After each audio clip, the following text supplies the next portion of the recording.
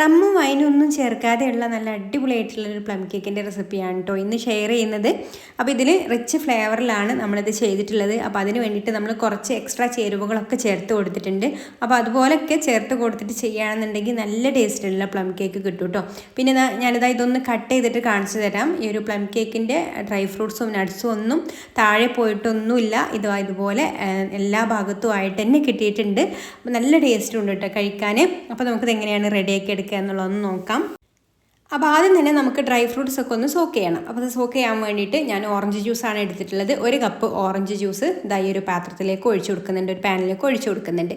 ഇനി ഇതിലേക്ക് 1 table spoon mixed fruit ജാമും ചേർത്ത് കൊടുക്കുന്നുണ്ട് കേട്ടോ. പിന്നെ 1 ടേബിൾ സ്പൂൺ പഞ്ചസാരയും ചേർത്ത് കൊടുക്കുന്നുണ്ട്. ഓറഞ്ച് ജ്യൂസിന് നല്ല പുളിയാണെന്നുണ്ടെങ്കിൽ 2 ടേബിൾ സ്പൂൺ പഞ്ചസാര ചേർത്ത് കൊടുക്കാം.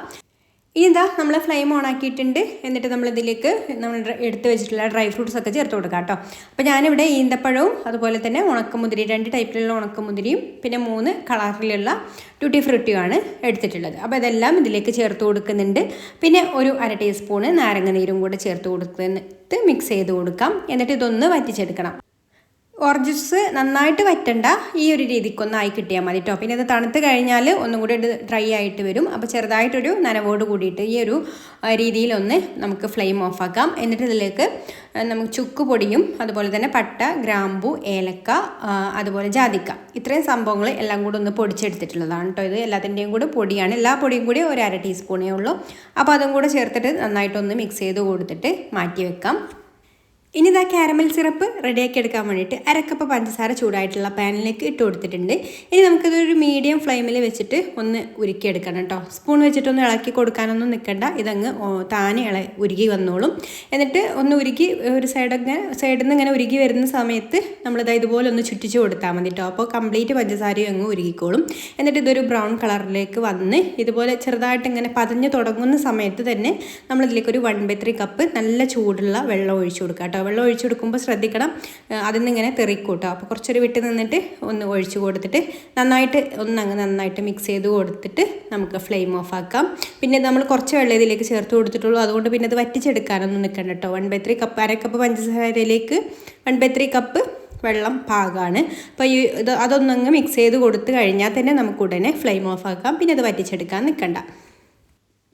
ഇനി നമുക്ക് കേക്കിന് വേണ്ട ഡ്രൈ ഇൻഗ്രീഡിയൻസ് ഒക്കെ ഒന്നങ്ങ് അരിച്ചെടുക്കാം. 1 കപ്പ് മൈദയാണ് കേട്ടോ എടുത്തിട്ടുള്ളത്. അരിപ്പയിലേക്ക് ഇട്ട് കൊടുത്തിട്ട് അതിലേക്ക് 1 ടീസ്പൂണ് ബേക്കിംഗ് പൗഡറും പിന്നെ സ്പൈസസും കൂടെ ചേർത്ത് കൊടുക്കാം. പട്ട, ഗ്രാമ്പു, ഏലക്ക, ജാതിക്ക എല്ലാം കൂടെ പൊടിച്ചെടുത്തതാണ് കേട്ടോ. അതും ചുക്ക് പൊടിയും എല്ലാം കൂടി 1/2 ടീസ്പൂണേ ഉള്ളൂ. അപ്പോൾ അത് ചേർത്ത് കൊടുക്കാം. പിന്നെ ഒരു നുള്ളു ഉപ്പും കൂടി ചേർത്ത് കൊടുത്തിട്ട് നന്നായിട്ട് ഇതൊന്ന് അരിച്ചെടുക്കാം. എന്നിട്ടൊന്നങ്ങ് വിസ്ക് വെച്ചിട്ടൊന്ന് നന്നായിട്ട് മിക്സ് ചെയ്ത് കൊടുത്തിട്ട് മാറ്റി വെക്കാം. ഇനി നമ്മൾ ആദ്യം റെഡിയാക്കി എടുത്തിട്ടുള്ള ആ ഒരു ഡ്രൈ ഫ്രൂട്ട്സിൻ്റെ മിക്സിലേക്ക് ചൂടാറി വന്നതിന് ശേഷം കുറച്ച് മൈദയും കൂടി ചേർത്ത് കൊടുത്തിട്ട് ഒന്ന് മിക്സ് ചെയ്ത് കൊടുക്കുക കേട്ടോ. അപ്പോൾ നമ്മൾ ഒരു കേക്കിലേക്ക് ഈ ഒരു ഡ്രൈ ഫ്രൂട്ട്സ് ചേർക്കുന്ന സമയത്ത് അത് താഴെ പോവാതിരിക്കാൻ വേണ്ടിയിട്ടാണ്. അപ്പോൾ ഇതുപോലെ ജസ്റ്റ് ഒന്നങ്ങ് മിക്സ് ചെയ്ത് കൊടുത്തിട്ട് അവിടെ മാറ്റി വെക്കാം.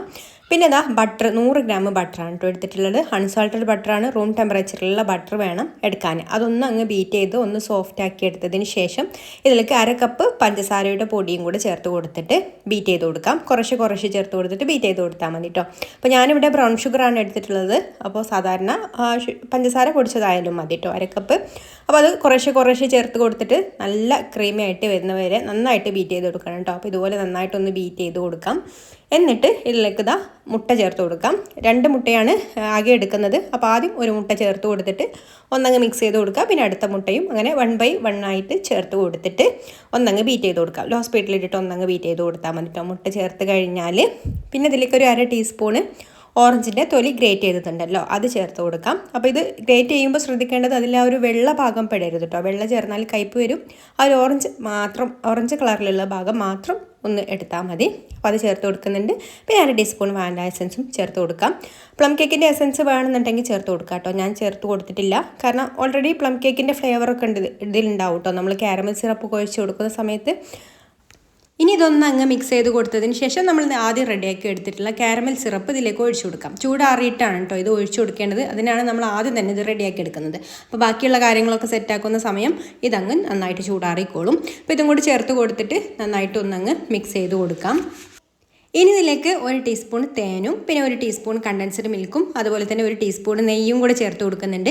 ഇത് നിർബന്ധമല്ല കേട്ടോ, ഞാനൊരു ഫ്ലേവർ ചെറുതായിട്ടൊന്ന് മാറാൻ വേണ്ടിയിട്ടാണ്. അതായത് ഞാൻ റിച്ച് ഫ്ലേവറിലുള്ള ഒരു പ്ലം കേക്കാണ് ചെയ്യുന്നത്. അപ്പോൾ കൂടുതലൊരു ടേസ്റ്റ് ഉണ്ടാവും കേട്ടോ ഇതും കൂടി ചേർത്ത് കൊടുക്കുന്ന സമയത്ത്. അപ്പോൾ ഇതില്ലെങ്കിൽ ഒഴിവാക്കാം, ഉണ്ടെങ്കിൽ ചേർത്ത് കൊടുത്താൽ കൂടുതൽ ടേസ്റ്റ് ഉണ്ടാവും. അപ്പോൾ അതും കൂടി ചേർത്ത് കൊടുത്തിട്ട് ഒന്നങ്ങ് മിക്സ് ചെയ്ത് കൊടുക്കാം. പിന്നെ ഇതിലേക്ക് 1 ടേബിൾ സ്പൂൺ ബൂസ്റ്റ് പൗഡറും കൂടെ ചേർത്ത് കൊടുക്കുന്നുണ്ട്. ഇതും നിർബന്ധമുള്ള കാര്യമല്ല, ഉണ്ടെങ്കിൽ ചേർത്ത് കൊടുക്കാം. ആ ഒരു ഫ്ലേവർ കുറച്ചും കൂടെ ഒന്ന് ടേസ്റ്റിൽ കിട്ടാൻ വേണ്ടിയിട്ടാണ് ഇതും കൂടി ചേർത്ത് കൊടുക്കുന്നത്. ഇനി ഇതെല്ലാം കൂടെ ഒന്ന് നന്നായിട്ടൊന്ന് മിക്സ് ചെയ്ത് കൊടുക്കാം.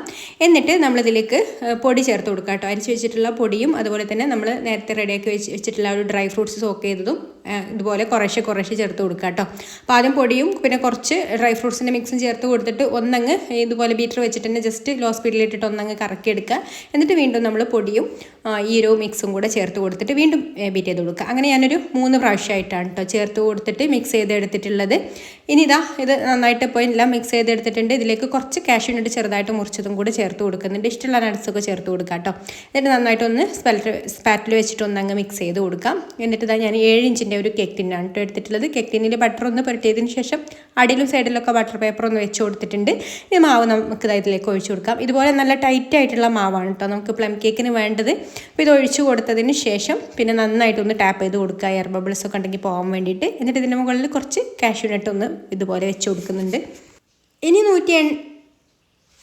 180 ഡിഗ്രിയിൽ 10 മിനിറ്റ് പ്രീഹീറ്റ് ചെയ്ത ഓവനിൽ 180 ഡിഗ്രിയിൽ തന്നെയാണ് കേട്ടോ ഇത് ബേക്ക് ചെയ്തെടുക്കുന്നത്. 1 മണിക്കൂറാണ് ഞാൻ ഈ ഒരു കേക്ക് ബേക്ക് ചെയ്തെടുക്കുന്നത്. സാധാരണ കേക്ക് പോലെയല്ല, പ്ലം കേക്ക് കുറച്ച് കൂടുതൽ സമയം വേണം കേട്ടോ ബേക്കായി വരാൻ, നല്ല തിക്കായിട്ടുള്ള ബാറ്ററൊക്കെ ആയതുകൊണ്ട്. അപ്പോൾ ഞാനിവിടെ 1 ഹവർ ബേക്ക് ചെയ്തെടുത്തിട്ടുണ്ട്. പിന്നെ ഓരോ ഓവനിനനുസരിച്ചിട്ടും അതിൻ്റെ ടെമ്പറേച്ചറിലൊക്കെ അങ്ങോട്ടും ഇങ്ങോട്ടൊക്കെ മാറ്റം വരും കേട്ടോ. ഞാൻ കൺവെൻഷൻ ഓവനിലാണ് ബേക്ക് ചെയ്തെടുത്തിട്ടുള്ളത്. കൺവെൻഷൻ ഓവൻ തന്നെ പല കമ്പനിയിലും പല ടെമ്പറേച്ചറിലും വരുന്നുണ്ട്. ചെറുത് ടെമ്പറേച്ചർ കൂടുതലായിട്ടൊക്കെ വരും കേട്ടോ ബേക്ക് ചെയ്തെടുക്കുന്ന സമയത്ത്. അപ്പോൾ അത് നിങ്ങളുടെ ഓവനിനനുസരിച്ചിട്ട് ബേക്ക് ചെയ്തെടുത്താൽ മതി.